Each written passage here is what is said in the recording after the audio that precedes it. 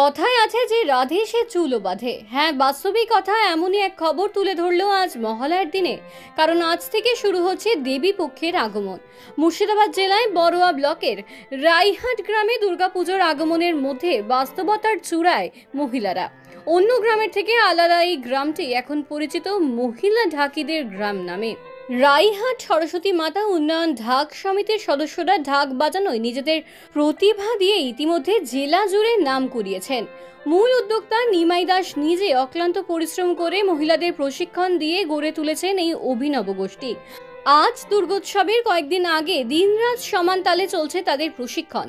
গ্রামের মহিলাদের কথায় ঢাক বাজানো একসময় শুধু পুরুষদের ক্ষেত্র বলে ধরা হতো, কিন্তু নিমাই দাসের হাত ধরে সেই বাধা ভেঙে আজকের দিনে তারা সমান দক্ষতার সঙ্গে ঢাক বাজিয়ে উৎসব মাতাচ্ছেন।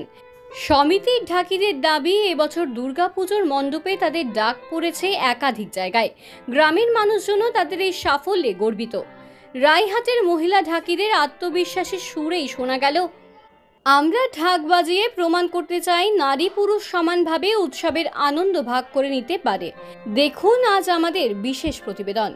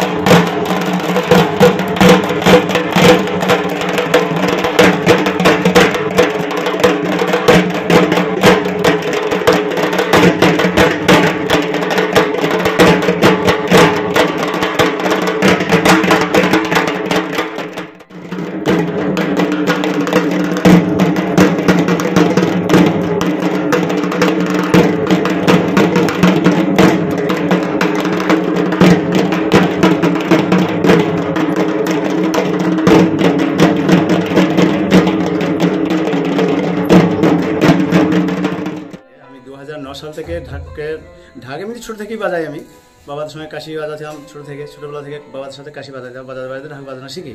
শেখার পরে 2009 সালে প্রথম একটা প্রতিযোগিতা হয় বড়োয়া থানায়। সেই থানাতে আমি ফার্স্ট হই। তারপরে থেকেই আমার একটা উদ্যোগ জাগলো যে আমি একটা ঢাকটাকে বেশ ভালো করে মজবুত করে গুছিয়ে বাজানো শিখবো বা বিভিন্ন জায়গায় ঢাকের প্রতিযোগিতা কম্পিটিশন একটা মনোবৃত্তি নিয়ে আমি সামনের দিকে এগিয়ে যাই। তারপর এগিয়ে যেতে মোটামুটি আপনার 2017 সালে ছাত্র যুব ক্রীড়া কল্যাণ দপ্তরে যে ব্লক ভিত্তিক একটা কম্পিটিশন হয়, সেই কম্পিটিশনে আমি অংশগ্রহণ করি। তো 2017 সালে আমি ব্লকে ফার্স্ট হই, জেলাতে ফার্স্ট হই, মূলত রাজ্যেও আমি যাই। রাজ্যে যদিও কিছু করতে পারিনি, যাই হোক সে রাজ্যে সেখানেই আমার সমাপ্ত। তারপরের বছরও আবার 18 সালে আমি ফার্স্ট হই, জেলাতেও ফার্স্ট হই। ও 19 সালেও আমি ফার্স্ট হই। তারপরে লকডাউন পড়ে গেল, তারপর আর মূলত আর প্রোগ্রাম হয়নি। তো আমি দেখলাম যে আমি শুধু একা কেন বাজাবো ঢাক। তো আমাদের বাড়ি যে মেয়েরা আছে, মেয়েদেরকে নিয়ে যদি একটা টিম তৈরি করা যায়, হয়তো আগামী দিন কিছু পয়সা উপার্জন হবে এবং তারা 5টা জায়গা দেখতে পারবে। সেই হিসাবে আমি মহিলা টিমটাকে 2017 সাল থেকে গুরুত্ব দিয়ে আমি আস্তে আস্তে এই পর্যন্ত এগিয়ে নিয়ে এসেছি। কলকাতাতে যাওয়ার একটা টার্গেট আছে।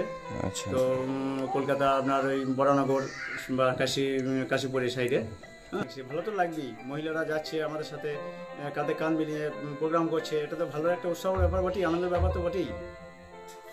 চিন্তা ভাবনা আছে যে আরও যদি কোনো মহিলা আসে আমার সাথে, তো আমি তাদেরকে নিয়ে তৈরি করে আরও টিম বড় করে বানাবার আমার একটা পরিকল্পনা আছে। তো যদিও আছে পিছনে আরও 10টা মহিলা আছে, তাদেরকে একটু পাশে গ্রামে আনিয়ে আমি হয়তো এই মুহূর্তে আনতে পারিনি। তো আরও 10 জন আমার টিমে এখন বর্তমানে তৈরি হচ্ছে। নিমাই দাস আমরা ওসব তো কিছু ভাবিনি, আমাদের নিজেদেরকে লক্ষ্যে পৌঁছাতে গেলে ওসব দেখলে হবে না। আমাদের ইচ্ছে ঢাক বাজাবো, অনেক যাবো, বাজনা শিখবো, সেই ইচ্ছে মানুষকে আনন্দ দেবো, সেই ভাষাতেই বাজাচ্ছি। আচ্ছা। লোকে কথায় কান দিলে আমাদের তো হবে না, তাহলে তো আর বাজাতে যেতে পারবো না। সব তো একসাথে গেছিলাম, ধরুন বড়মা গেছি, বহরমপুর গেছিলাম, সাইথা গেছিলাম, জয়দেব গেছিলাম, তারপরে বিষ্ণুপুর গিয়েছিলাম। বললি তারা বলে যাবো, দেখি যদি হয়, বাড়িতে কোনো অসুবিধা না হলে তাহলে যাবো, তাই বলে।